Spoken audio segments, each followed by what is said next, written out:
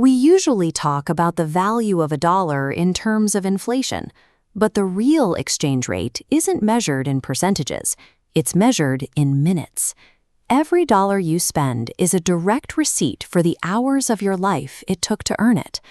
Look at this time bank diagram. If you work a standard full-time job, 40 hours a week, 4 weeks a month, you get exactly 160 hours.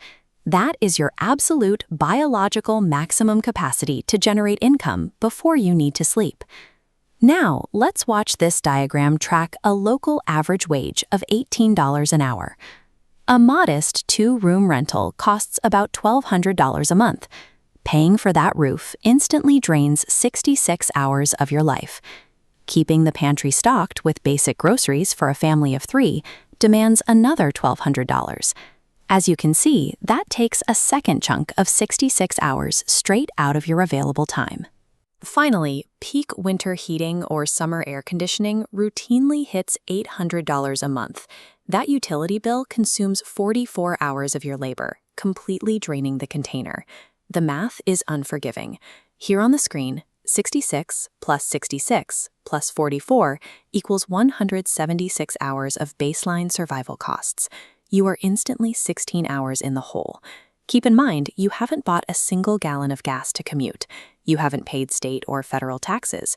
You haven't bought health insurance or a pair of shoes for your kids. The modern financial struggle has nothing to do with skipping your morning coffee or failing to budget. The system is mathematically designed to extract more time than a human being can biologically give. 200 years ago, a pioneer family in the Appalachian Mountains operated with complete economic sovereignty. They didn't have a digital meter on the side of a cabin spinning under the threat of eviction. Their days required grueling physical labor, but when they chopped wood, it heated their own hearth. Their sweat built permanent family equity, directly tying their effort to assets they owned outright.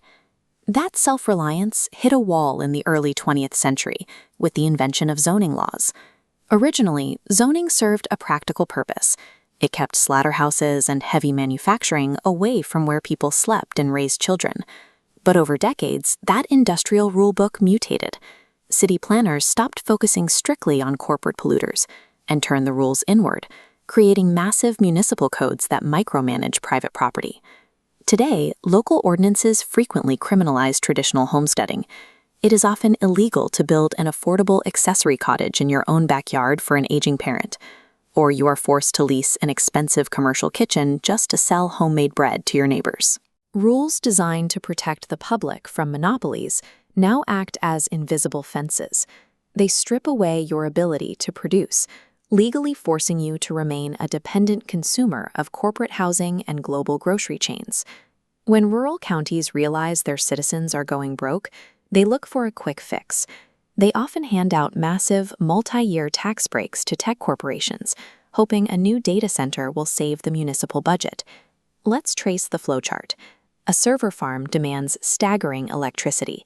Utility monopolies pass infrastructure costs directly to the surrounding community, hiking your residential rates.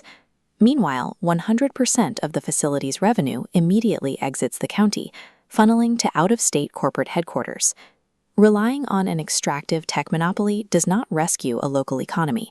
It simply drives up your baseline utility costs, permanently locking you onto that 176-hour treadmill. You don't fix a jug with a hole in the bottom by walking faster to the well. You plug the hole. The only way to beat the deficit is to structurally eliminate your baseline monthly costs. The first step is reclaiming the materials we use for shelter. Local farmers can grow industrial hemp, which is then processed locally, mixed with lime, and packed into wall frames to create hempcrete. Hempcrete acts as a thermal fortress.